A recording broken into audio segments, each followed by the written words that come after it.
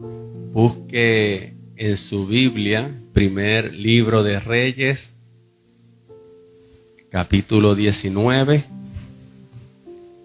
los versos 3 al 4. Bienvenidos los hermanos y amigos que nos ven a través del Facebook. En esta mañana que la bendición de Dios alcance tu vida y seas edificado.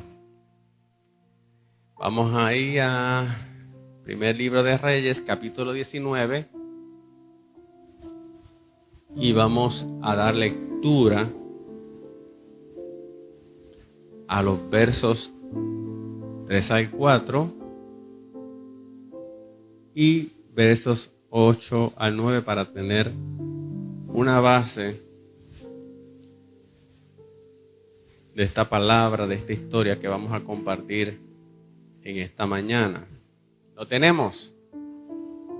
Dice la Escritura en el nombre de Cristo Jesús. Elías se asustó y huyó para ponerse a salvo. Cuando llegó a Berseba de Judá, dejó allí a su criado y caminó todo un día por el desierto. Llegó a donde había un arbusto y se sentó a su sombra con ganas de morirse. Estoy harto, Señor, protestó el profeta. Quítame la vida, pues no soy mejor que mis antepasados. Seguimos en el verso 8. Elías se levantó y comió y bebió. Una vez fortalecido por aquella comida, viajó 40 días y 40 noches hasta que llegó a Horeb, el monte de Dios. Allí pasó la noche en una cueva. Más tarde la palabra del Señor vino a él. ¿Qué haces aquí, Elías? ¿Qué haces aquí, Elías?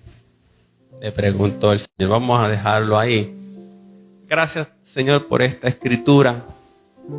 En esta mañana, Espíritu Santo, asístenos para poder hablar la palabra de Dios conforme su voluntad. Palabra, Señor, que nos edifique, nos consuele y nos exhorte, Señor.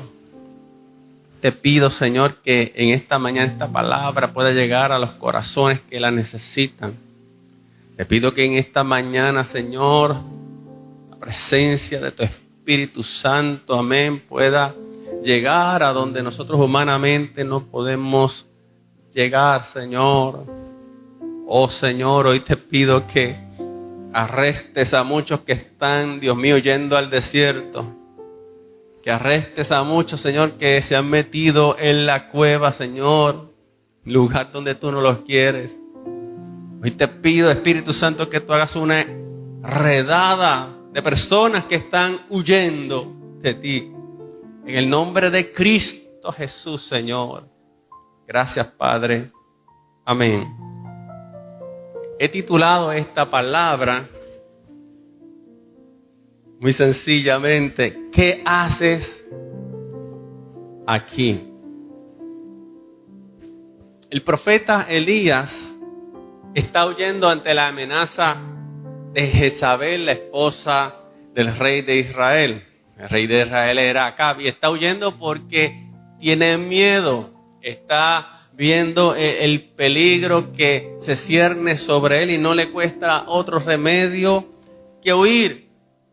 Y a pesar de que el profeta Elías había tenido dos grandiosas victorias, primeramente la derrota de los profetas de Baal con la manifestación de Dios, haciendo descender fuego del cielo sobre el sacrificio, y luego la respuesta a la oración del profeta, donde Dios responde trayendo lluvia porque no había llovido durante 3 años.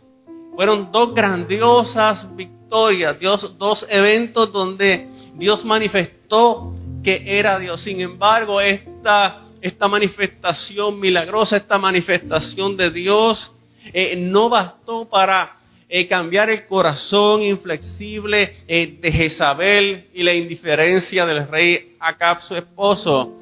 Así que eran duros de corazón, eran inclusive indiferentes a la manifestación de Dios. De más está decir que hay personas que lamentablemente son indiferentes, amén, a las manifestaciones de gracia que Dios les demuestra. Hay personas que son indiferentes inclusive al poder de Dios que se manifiesta. ¿Por qué? Porque son duros del corazón. Y cuando la naturaleza del corazón es dureza, muchas veces es difícil hacer cambiar el parecer de una persona, aun cuando vea milagros, aun cuando Dios manifieste su poder, tal llega a ser la dureza del corazón de aquel que no quiere creer, aunque tiene las evidencias delante de sus ojos. Y Dios provee muchos medios de gracia para convencer al pecador. Cada día Dios está acercándose al pecador, está acercándose al que no conoce a Cristo, está acercándose al que anda de espalda a Él. Sin embargo, muchas veces las personas resisten este llamado, resisten esta gracia y permanecen en la dureza de su corazón. Esta era la actitud de Jezabel, esta era la actitud del rey Acab. Entonces, cuando Elías tiene esta gran victoria, Jezabel dice, le envió un mensaje a Elías. No sé si se lo envió por WhatsApp, no sé si se lo envió por texto, no sé si se lo envió por celular o por paloma mensajera. La cuestión le dijo, mira, al día de mañana tú tienes que estar muerto, ¿sabes? En palabras simples, en el día de mañana tú tienes que estar muerto.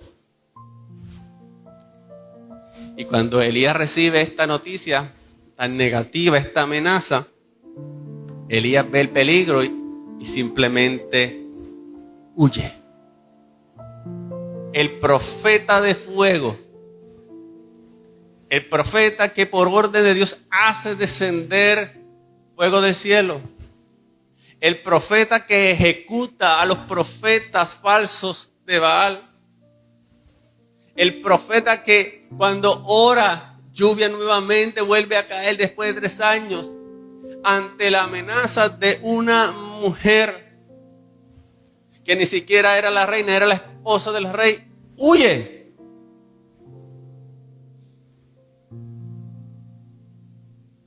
Ese era Elías.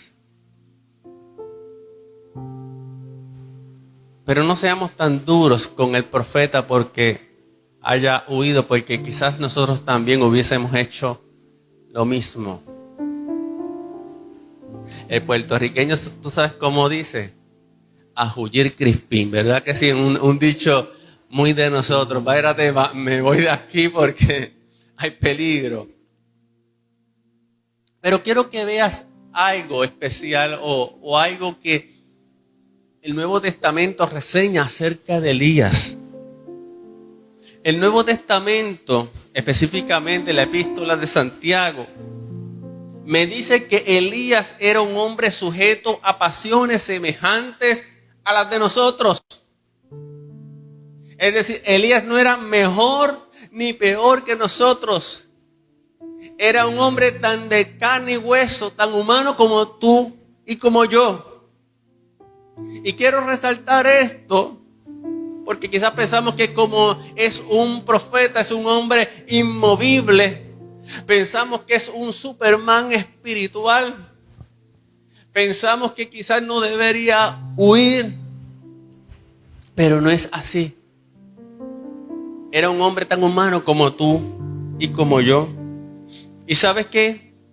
Eso por un lado me recuerda que es la gracia de Dios la que opera en nosotros y la que permite que podamos ser instrumentos poderosos del Señor a pesar de nuestra humanidad.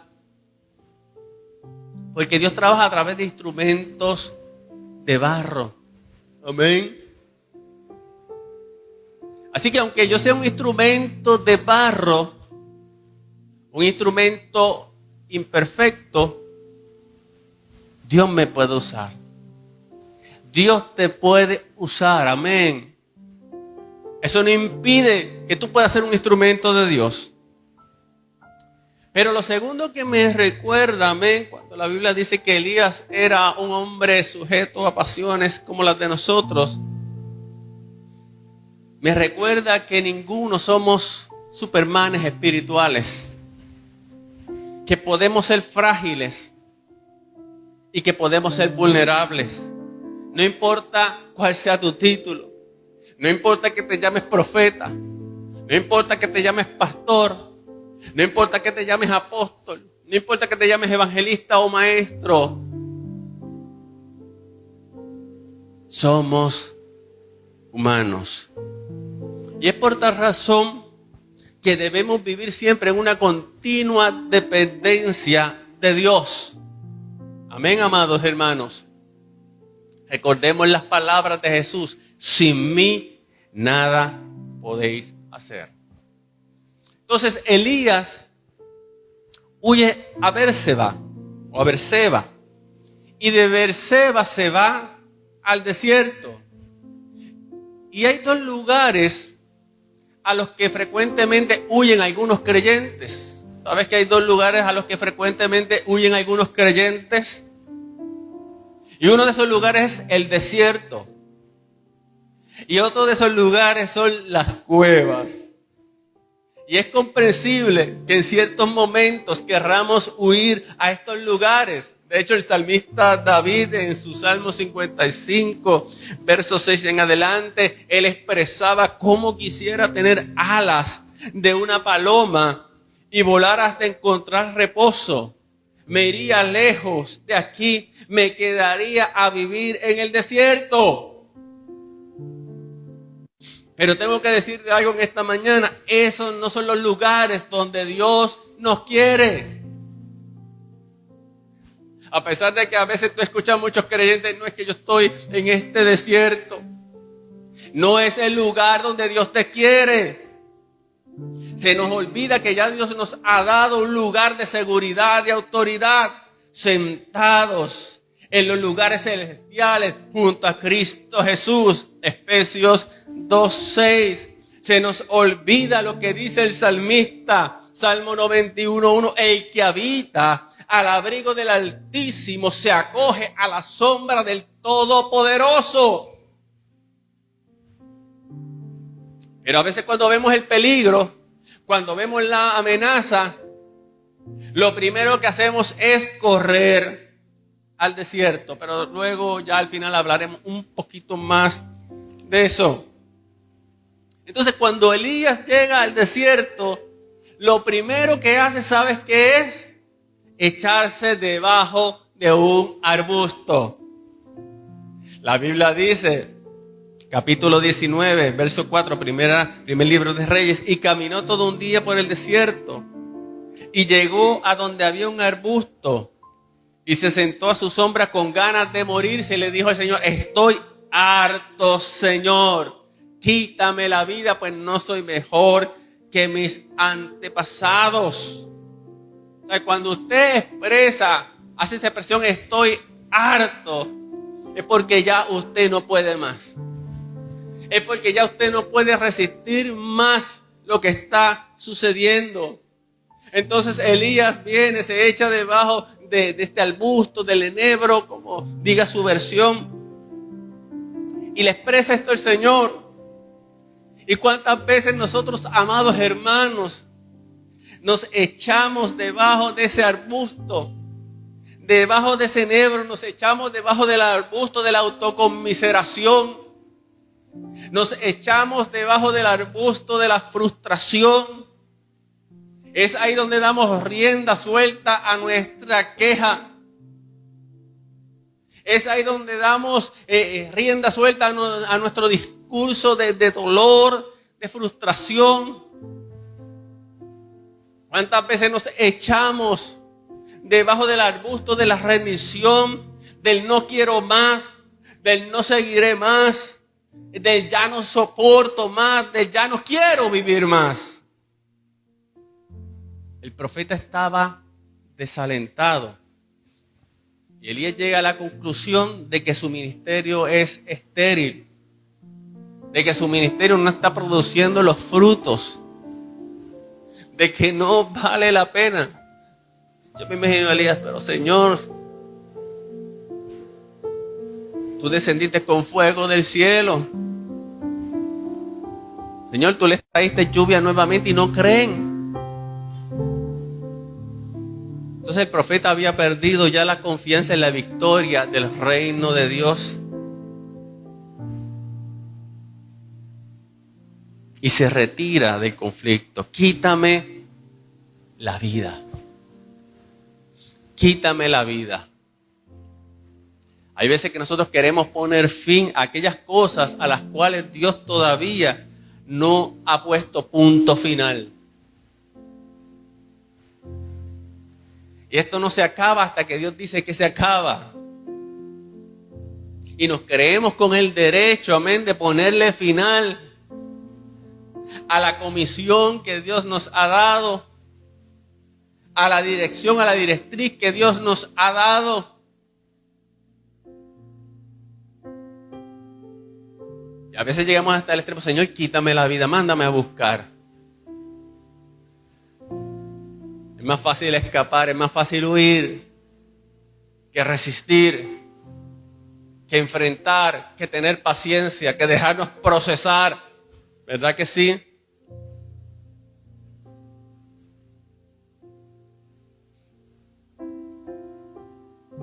O sea, tenemos nuestros límites.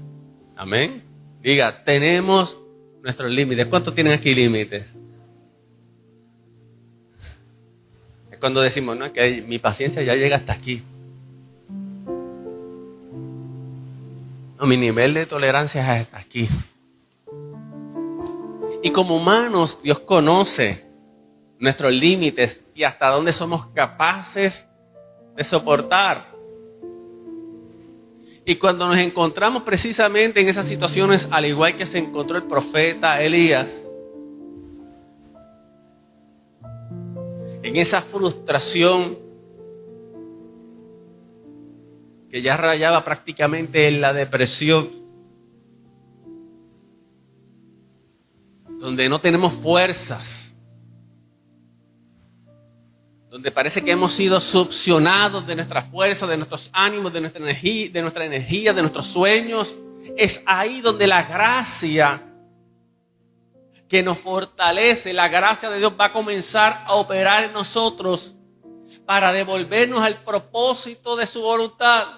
Porque si te creías que Dios te iba a dejar así, si te creías que Dios te iba a dejar ahí quejándote debajo del arbusto, no. Te tengo noticias, Dios no te va a dejar en esa condición. Claro, si tú insistes, amén, en permanecer en esa situación, pues mira, Dios va a esperar por ti. Aleluya, pero no es el propósito de Dios de dejarte debajo del enebro, de dejarte debajo del arbusto, cuando el propósito de Dios todavía está vigente para tu vida. Entonces hay tres cosas que Dios va a hacer. Y vamos a ver esas tres cosas a través, amén, de este relato del profeta Elías. Lo primero que Dios va a hacer es fortalecernos, porque llega un punto que perdemos nuestras fuerzas. Llega un momento que perdemos nuestro ánimo, llega un momento que perdemos nuestros deseos, llega un momento que dejamos de soñar, llega un momento que ya no tenemos metas. Antes querías cambiar al mundo, antes querías lograr tantas cosas, antes querías hacer tantas cosas para Dios. Pero ahora, ante tal vez las malas noticias, ante las amenazas, ante las adversidades, ante cosas que tú no esperabas, te has ido a huir al desierto. Pero Dios viene para fortalecerte. Dios viene para darte ánimo. Dios viene para alimentarte. Entonces lo primero que Dios va a hacer es fortalecerte, porque si no te fortalece, mira, no te puedes levantar. Y hay momentos que hay que reconocer y decir, Señor, verdaderamente necesito fuerzas nuevas.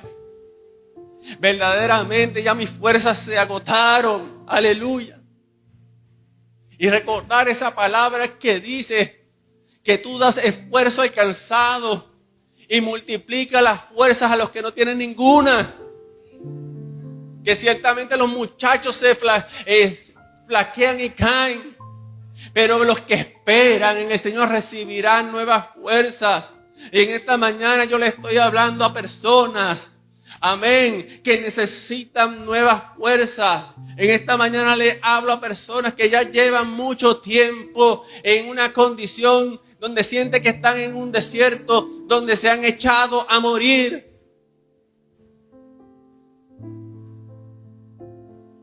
Hay gente que inclusive se encierra en sus casas y ya no quieren salir más de sus casas.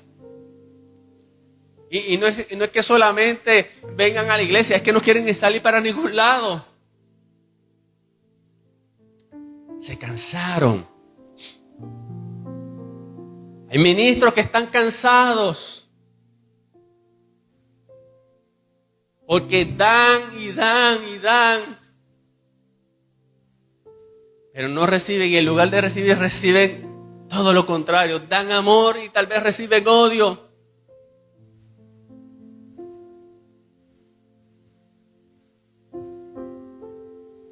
Entonces el profeta dice que se acostó debajo del arbusto y se quedó dormido. Mira, amado hermano, una de las cosas que sucede cuando usted está desalentado, muchas veces lo que usted quiere es echarse a dormir, ¿verdad que sí?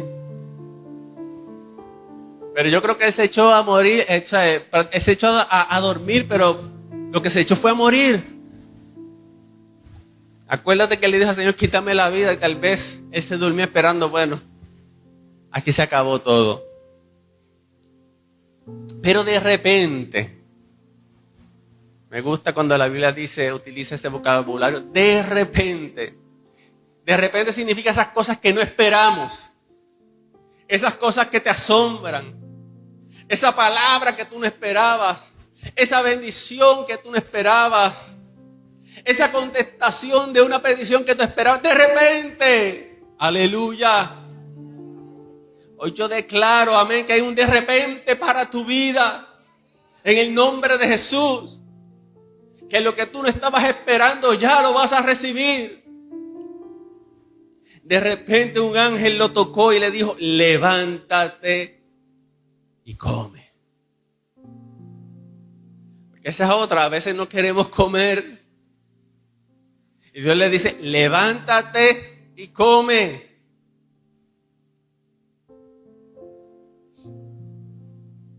Porque también a veces queremos que el Señor no nos ponga la comidita en la boca. No, amado hermano, Él te va a fortalecer, pero tú te tienes que levantar y comer. Aleluya. No, que el pastor no me visita, que el pastor no está pendiente de mí, que el pastor no me envía mensajitos. Aleluya. Mire, el pastor va a hacer lo que tenga que hacer cuando es meritorio. Aleluya. Levántate y come. Levántate y come. Aleluya. Y Elías miró a su alrededor. Óigame. Y allí tenía servido un panecillo cocido sobre carbones calientes y un jarro de agua. Eso fue un special delivery del cielo. Special delivery del cielo para el profeta. Aleluya. Yo quiero que usted mire esto bien, porque aquí yo estoy viendo la gracia y el cuidado de Dios, no solamente para el profeta, también es un ejemplo para nosotros de cómo Dios tiene cuidado al detalle. Así que esta historia, aunque hay visión de Dios, que hay fortaleza de Dios para tu vida. Y mira, ya estaba servido en bandeja de plata. Aleluya. Ahora él tenía que levantarse y comer panecillos y un jarro de agua. ¿De dónde salió eso en el desierto, amado hermano? Esas son las cosas que Dios va a hacer a tu vida, que tú vas a decir, pero ¿de dónde salió esto? ¿De dónde vino tal provisión? Aleluya. Y dice que el profeta comió y bebió y se volvió a acostar. Así que descansó, pero el ángel del Señor regresó. Y fíjate que dice que es el ángel del Señor. El ángel del Señor en el Antiguo Testamento es una teofanía de Cristo. Amén, del Cristo preencarnado. Así que era una manifestación de Cristo Jesús, el cual todavía no se había encarnado. Así que sepa que cuando la Biblia en el Antiguo Testamento habla del Señor, del ángel del Señor, se está refiriendo a Cristo. Amén. Y el ángel del Señor regresó. Amado, el Señor siempre va a regresar a insistir. ¿Sabes? Si tú estás pensando que el trato del Señor, el Señor lo va a abandonar. No, el Señor es el más insistente de todos.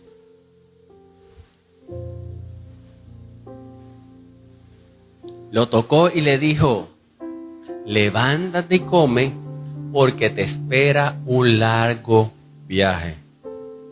Entonces Elías se levantó, comió y bebió, y fortalecido por aquella comida, mira qué comida más tremenda, viajó 40 días y 40 noches hasta que llegó a Horeb, el monte de Dios. Así que Dios sabía cómo tratar con su siervo, el profeta, que descansaba, estaba allí debajo de aquel arbusto. Impregnó su naturaleza de un sueño reparador, alimentó sus energías agotadas e hizo que ángeles le ministraran. Dios se ocupa de nosotros. En esta mañana entiende que Dios se ocupa de tu bienestar. Amén. Así que Dios lo fortalece. Le dice, largo camino te resta. Y lo fortalece a tal manera que está caminando 40 días y 40 noches hasta Horeb, el monte de Dios. O sea, cuando Dios te fortalece, amados hermanos, es para que empieces a caminar. Cuando Dios te fortalece es para que empieces a hacer la voluntad de Dios. Ahora, te dije que lo primero que Dios hace, amén, cuando su gracia empieza a operar en nosotros es que nos fortalece, nos alimenta. Pero lo segundo que Dios hace es trabajar con nuestra frustración y con nuestra incomprensión de lo que sucede. Porque no basta con que el Señor nos fortalezca, el Señor tiene que trabajar también con esa área de frustración. Porque la frustración, la desilusión, la incomprensión de muchas cosas hace que nos detengamos, nos trae estorbo para hacer la voluntad de Dios y a veces nos resentimos. A veces nos ponemos como niños malcriados con el Señor y decimos, no lo voy a hacer. Entonces muchas veces luchamos con la no comprensión de lo que está sucediendo. Pensamos que las cosas deberían ser de otra manera. Pensamos que no hay justicia. Y cuando usted escudriña la Biblia, va a ver que esa fue la experiencia de muchos siervos de Dios. El salmista, por ejemplo, en el Salmo 33, él se expresa de una manera ante cosas duras que no podía entender. Para darte un ejemplo, Salmo 73, 21 al 22, él dice, se llenó de amargura mi alma y en mi corazón sentía punzadas. Tan torpe era yo que no entendía. Era como una bestia delante de ti. O sea, hay momentos que no entendemos y nos cerramos.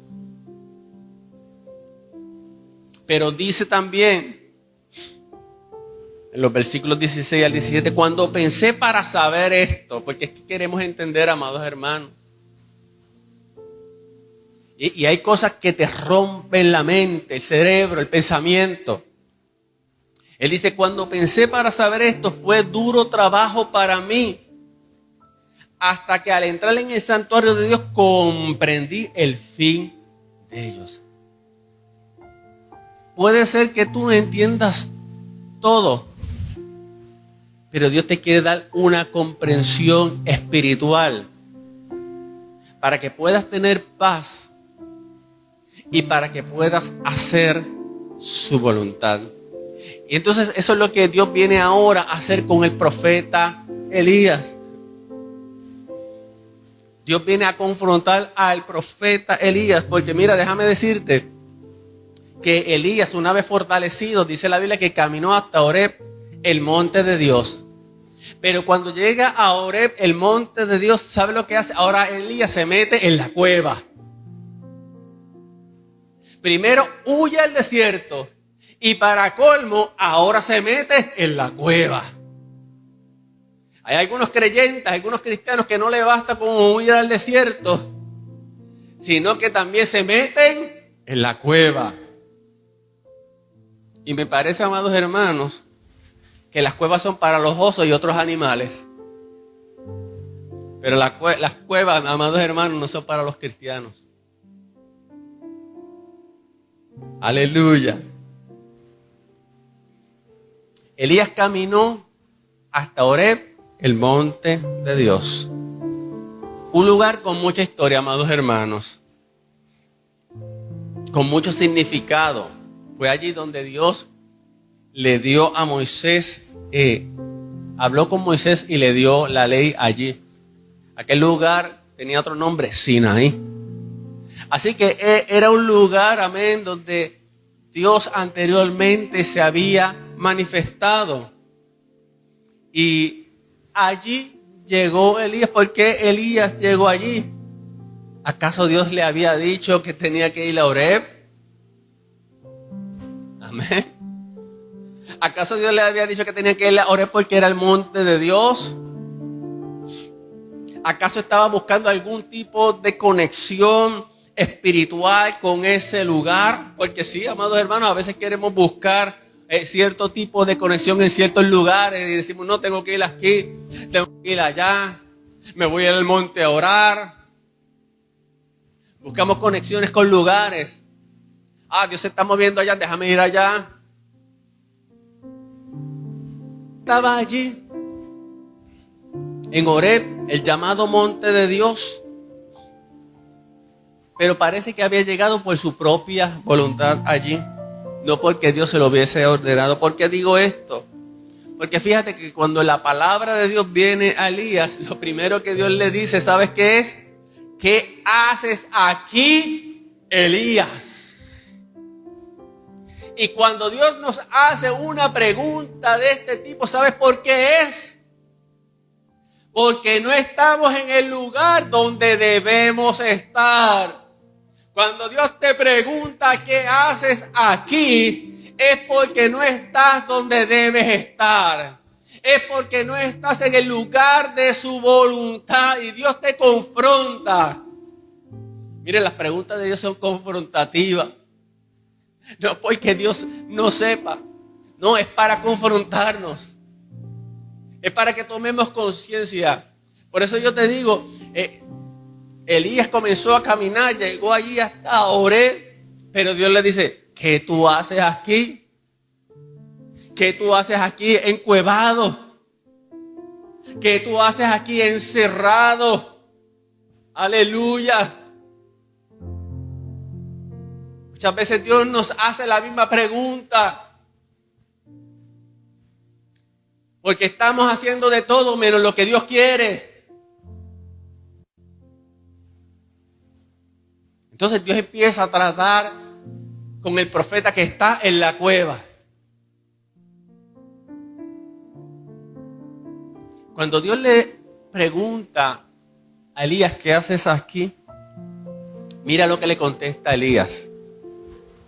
Señor, Me consume mi amor por ti, oh Señor, Dios Todopoderoso.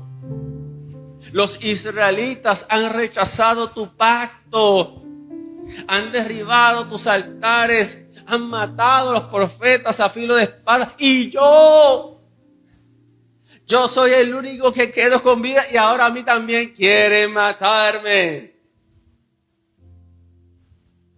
Quiero que miremos varias cosas. Él dice, me consume mi amor o me consume mi celo por ti. Fíjate que Dios le está diciendo y le está preguntando, ¿qué haces aquí? Pero Elías no le contesta con una contestación directa. Se parece a mí cuando a veces mi esposa me hace una pregunta y a veces yo no le contesto la contestación. Le doy otra respuesta indirecta. ¿Verdad, esposa? Aleluya, a veces uno se va por la tangente. El profeta responde a lo que Dios le pregunta, acusando y condenando al pueblo que ha quebrantado el pacto. Precisamente ese pacto que Dios le había dado al pueblo allí en ese monte, en el monte Oreb, monte Sinaí. Y entonces el profeta hace alusión a su celo, a su amor por el Señor.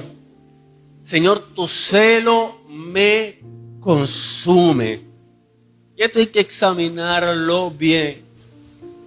Porque a veces nos escondemos tras el celo de Jehová para muchas cosas, amados hermanos. Y puede ser que el celo que a veces tenemos por el Señor o que decimos tener por el Señor nos haga olvidar el amor por los demás e incluso nuestro amor por la voluntad de Dios. Cuidado.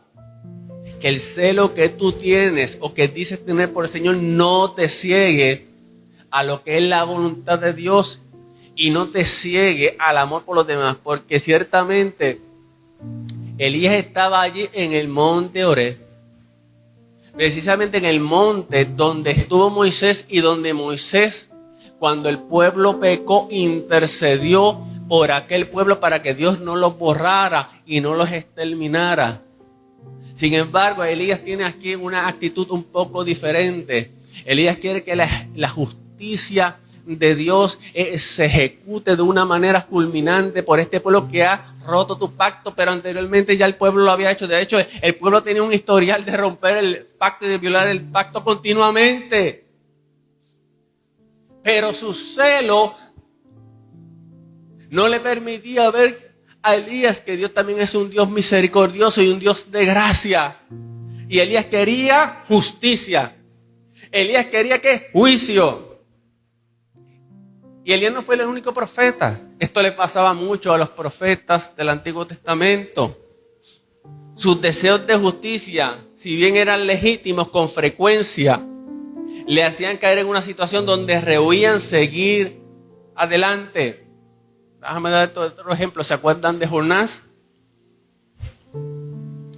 Jonás entendía que Nínive era merecedor del castigo de Dios. Las injusticias y las barbaries de esta no debían ser perdonadas. Y Jonás sabía que si él iba y le predicaba a Nínive, Nínive tenía la oportunidad de arrepentirse y que Dios la iba a perdonar. Y por eso, ¿sabes qué? Se fue a Tarsis. Entonces, Elías es claro que huyó para defender su vida, pero llegó a un punto donde le parece que no vale la pena continuar, donde le parece que no vale la pena interceder por este pueblo, donde le parece que no vale la pena predicarlo, enseñarle a este pueblo la ley del Señor. Dijo, basta ya, estoy harto, no voy más, no me escuchan, no hacen caso.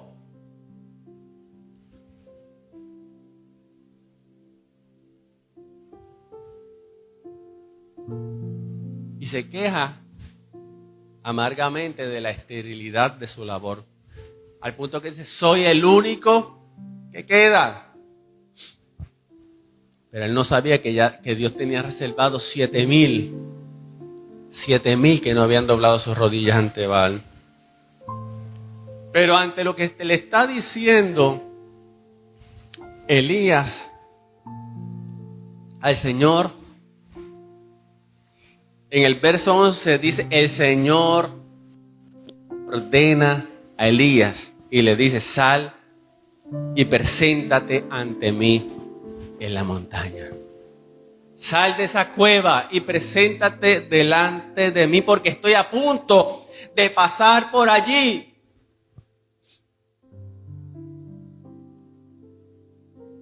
¿Y qué pasó? Conocemos la historia. La Biblia dice que como mensajero del Señor vino un viento recio. Era tan violento que partió todas las montañas e hizo añicos las rocas. Imagínense esa escena ante Elías. Un viento, mira, que está partiendo rocas, se está llevando todo. Eso es impresionante. Pero después dice, pero el Señor no estaba en el viento. Aleluya.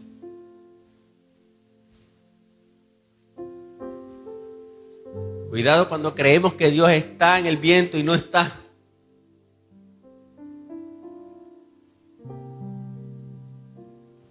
Como si eso no fuera poco, después del viento vino un terremoto. Empezó, mire, todo a sacudirse. Yo me imagino que hasta el profeta tembló, pero el Señor tampoco estaba en el terremoto.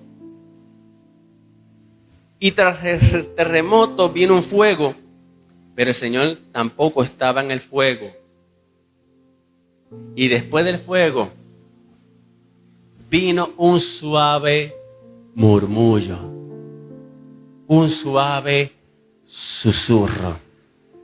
Cuando Elías lo oyó, se cubrió el rostro con el manto y saliendo se puso a la entrada de la cueva. Interesante, porque el viento no lo sacó de la cueva, el terremoto no lo sacó de la cueva, el fuego no lo sacó de la cueva. Pero cuando escuchó el murmullo, el susurro de la voz del Señor, fue tan poderoso que tuvo que salir de la cueva. Dios quería mostrarle a Elías que no debía esperar constantes milagros del poder divino para vencer el mal, sino que debía continuar con el trabajo sencillo de cada día, que es fruto de la paciencia y de la fe, que no era con violencia, sino con la suavidad, como la suavidad de una gota de agua que va haciendo, que va horadando la peña. En otras palabras, era un trabajo, mira, de perseverancia. Pero a veces queremos que Dios se manifieste de una manera instantánea. Señor, trae tu terremoto, trae tu fuego, trae tu viento, trastórnalo todo. Y el Señor le está diciendo a Elías, no voy a proceder de esta manera. Cuando Elías se da cuenta de que en el susurro estaba la genuina presencia de Dios, se cubrió con el manto, como si sintiera pavor de la gloria de Dios. Amados hermanos, esto es tremendo. Esto es tremendo. Deseo que venga ese día donde sea el susurro de Dios que nos sobrecoja. Deseo que venga ese día donde esa gloria de Dios, que no es estimulada por artilugios humanas, que no es estimulada por la carne humana, sino que su propia manifestación nos sobrecoja. Deseo que venga el día donde no es un terremoto, no es un viento, no es un fuego, sino que es su presencia genuina. Aleluya. Aleluya, que la podamos reconocer, que la podamos experimentar, que no sea algo meramente emocional, Es como, mira, te lo voy a traer un poquito más a la actualidad, el caso de Elías. Elías estaba allí en la cueva. Allí estaba el ministerio de adoración, bien montado, con buena música, con buenos cantantes. Pero el Señor no estaba allí. Y no estoy menospreciando. Aleluya. Allí había una buena ambientación. Había luces. Había humo. Todas las cosas que hoy en día, ¿verdad?, tenemos. Pero el Señor no estaba allí. Habían danzas. Habían coreografías. Había montajes. Habían hasta sogas que bajaban de los techos y personas moviéndose y todo. Pero el Señor no estaba ahí. Y no me malinterprete, el que lo haga, que lo haga. Pero lo que quiero decir es que hay algo mucho más. Hay un susurro que no estamos percibiendo. Ese susurro es la voz del Señor, aleluya. Ese susurro es la presencia genuina del Espíritu Santo. Ese susurro quiere hablar. Ese susurro quiere manifestarse. Ese susurro bastó, amén, para que Elías se cubriera el rostro, porque reconoció que allí sí estaba la gloria de Dios. Aleluya.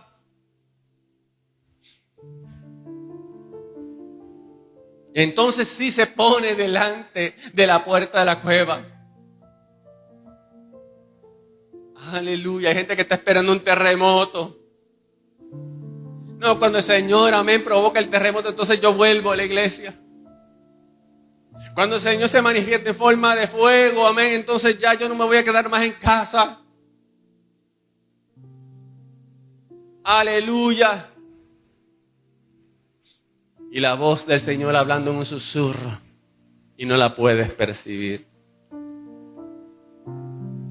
Entonces Elías se pone allí delante de la cueva para escuchar la voz del Señor. Y Dios, ¿sabe qué? Le repite nuevamente la misma pregunta. ¿Qué haces aquí, Elías? Y Elías contesta de la misma manera. Parece que no había entendido la visión todavía. A veces Dios nos tiene que hablar 2, 3, hasta 4 veces porque no entendemos. Elías no había captado la importancia y el significado de la visión. Elías tenía que aprender a declarar al pueblo la ley de Dios. Mire, por el medio ordinario de la predicación, de la proclamación de la palabra. Sin esperar milagros que espanten, ya que la fe viene por el oír y el oír de la palabra. Los milagros, claro que sí, sirven para abrir brecha en los oídos y para sellar el mensaje. Pero no podemos depender de ellos. Dios los va a manifestar, amén, cuando sean necesarios. ¿Que creemos en milagros? Creemos en milagros. Pero ¿sabes qué? Nosotros no somos los que controlamos los milagros. Nosotros no somos los dueños de los milagros. Amén. Maravilloso cuando Dios manifiesta un milagro.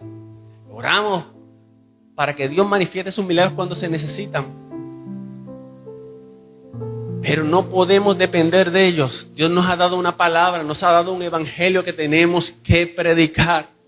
Y sabes que cuando predicamos ese evangelio va a producir milagros en aquellos que escuchan. ¿Por qué milagros? Porque va a producir nuevos nacimientos, porque va a producir salvación, porque va a producir transformación, porque va a producir liberación. Aleluya.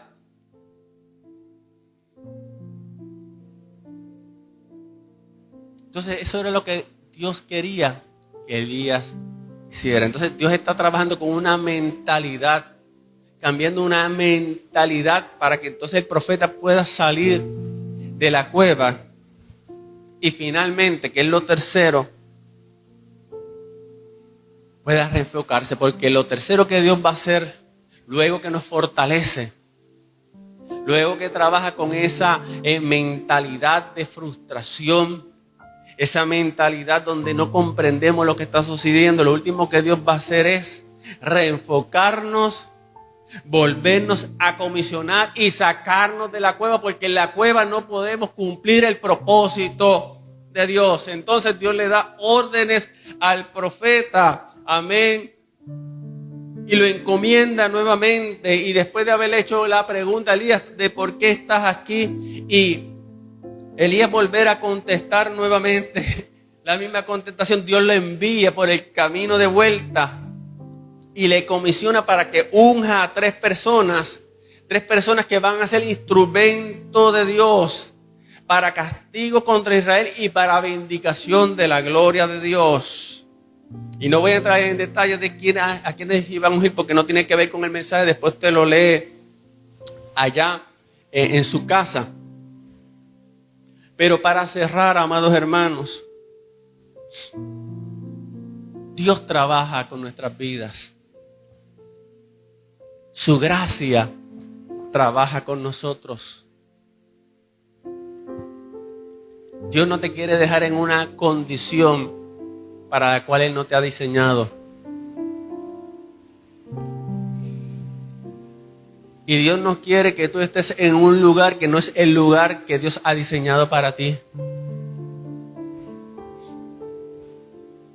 Como le pasó a Elías, a menudo luego de grandes victorias viene el desaliento. ¿Por qué? Porque a veces, a pesar de que tenemos una gran victoria, los resultados no son los que esperábamos. A veces decimos, no, luego de esta manifestación, luego de esta gloria, olvídate que las cosas van a cambiar. Y a veces es todo lo contrario.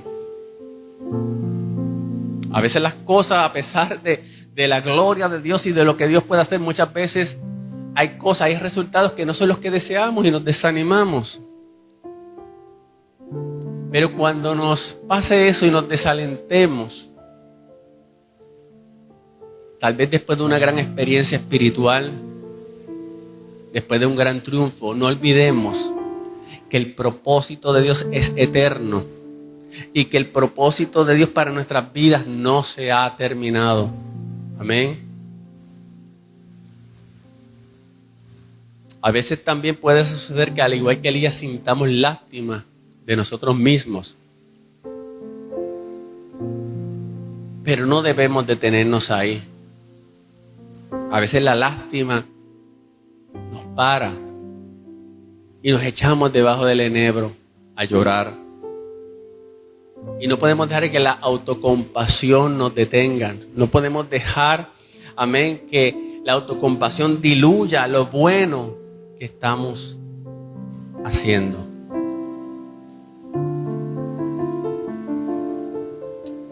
Termino. Al principio te dije, ¿verdad?, que hay lugares que no son para el creyente. Aunque con frecuencia, como Elías, nos refugiamos en estos lugares, particularmente cuando queremos huir.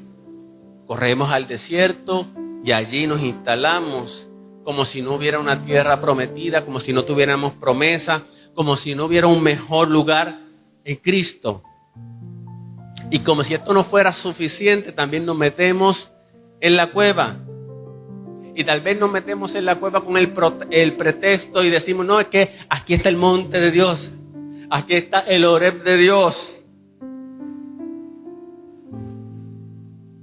O tal vez decimos, no, es que mi celo por el Señor es tan grande que aquí me voy a quedar. ¿Verdad que sí? Pero déjame decirte que la voz de Dios hoy retumba y va a retumbar en tu corazón diciéndote, ¿qué haces ahí? ¿Qué haces ahí en ese desierto? ¿Qué haces ahí en esa cueva? ¿Por qué estás encerrado? ¿Por qué estás lejos de mi voluntad y de mi propósito? ¿Por qué estás privando a otros de tu don, de tu talento, de tu servicio, de tu amor, de tu edificación? La voz de Dios hoy retumba y te dice, no es tu lugar, esa no es mi voluntad. Hay tantos cristianos que están huyendo. Hay tantos cristianos que han sido heridos, amén, que ya no quieren volver a una iglesia. ¿Y qué pasa? Están en las cuevas de sus hogares. Han optado por el desierto porque allí ellos están solos y nadie los puede tocar. Han optado por el desierto y prefieren estar solos para que nadie más los hiera. Otros se van a la cueva, se refugian en la seguridad de sus propios hogares. Para algunos la iglesia es muy peligrosa. Para algunos, amén, el congregarse es muy peligroso. ¿Por qué? Porque lo que han recibido muchas veces es vituperio.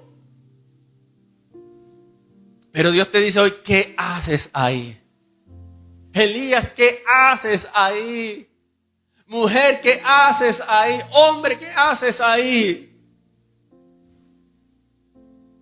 Y si pensabas que Dios va a provocar un huracán, o que Dios va a provocar un terremoto, o que Dios va a provocar un fuego para llamar tu atención en esta mañana, te digo, estás equivocado. Aunque Dios podría hacerlo, sin embargo, hoy Él te habla con un susurro de amor. Él te habla con un susurro de amor. Y ese susurro de amor es la voz de su Hijo, que en esta mañana te dice: si oyes hoy mi voz, no endurezcas tu corazón. Ya no sigas luchando. No te escudes tras el celo de Jehová. Porque tras el celo de Jehová has dejado de hacer mi voluntad. Tras el celo de Jehová has dejado de amar. Y muchos tras el celo de Jehová están odiando. Aleluya. ¿Qué haces ahí, Elías? Y le hablo a personas en esta mañana que necesitan ser sanadas. A personas que pueden escucharnos a través del internet, que necesitan ser sanadas.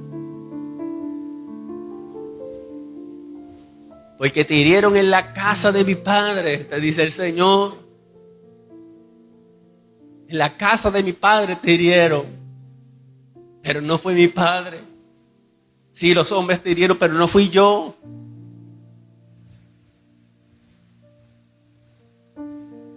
Y hoy el Señor quiere sanarte. Quiere sanar tus heridas. Hay tantas personas, amados hermanos. Miren, en Puerto Rico hay más descarriados que tal vez impíos. Y hay tantas personas ahora mismo retenidas, tantas y tantas. Y Dios le está hablando a estas personas. Aleluya, porque estás en el lugar que no te corresponde.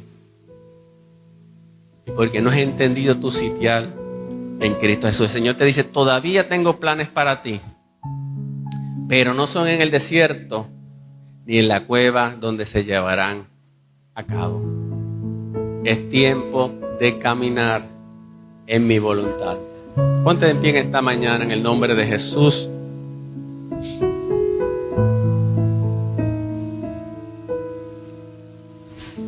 Gracias, Padre. Gracias por tu palabra, Dios. En esta mañana, Dios, oramos a ti, Señor. Pedimos que tu gracia en esta mañana nos alcance. Y alcance a cada vida, Padre amado, Señor. Hay momentos que llegamos a nuestros límites, Señor, humanos, Señor. Pero qué bueno que te tenemos a ti, Señor. Y como tú nos has enseñado en esta mañana, tú vienes a fortalecernos, tú vienes a alimentarnos, tú vienes a trabajar con nuestra frustración, tú vienes a trabajar con aquello que no comprendemos. Porque hay personas que dicen: pero ¿por qué me hicieron esto? ¿Por qué me tratan así? Si yo solamente quería hacer tu voluntad. Porque di amor y me dieron odio. Porque sufrí tal vez la envidia de las personas. Y hay cosas que no son del todo entendibles y hay cosas que no se pueden justificar. Pero el Señor le te quiere dar una visión más amplia. El Señor quiere que en esta mañana tengas paz. Te presentamos, Señor, todos los corazones que están heridos. Y están tan heridos, Señor, que ni siquiera pueden acercarse a ti, Señor, de una manera libre. Sánalos, Señor. Ministra a sus vidas, Señor. Aleluya. Que pueden volver a ti, Padre, en el nombre de Jesús.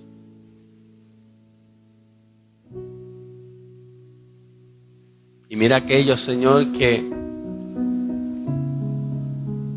han abandonado, Señor, la comisión que tú les diste. O se han detenido, han dicho, no voy más, ya. Despiértalos, Señor. Háblale, Señor, como le hablaste al profeta, en el nombre de Jesús. Gracias te damos, Señor. Yo creo que esta palabra ha quedado sembrada, Señor, y es más que suficiente en Cristo Jesús para producir el fruto, Señor, conforme tu propósito. A ti la gloria y la honra. Amén, amén y amén. Así que, amados hermanos, sean bendecidos. Gracias a los amigos, hermanos que se pudieron conectar en el Facebook. Confiamos que la palabra los haya bendecido y nos veremos en la próxima ocasión. Amén.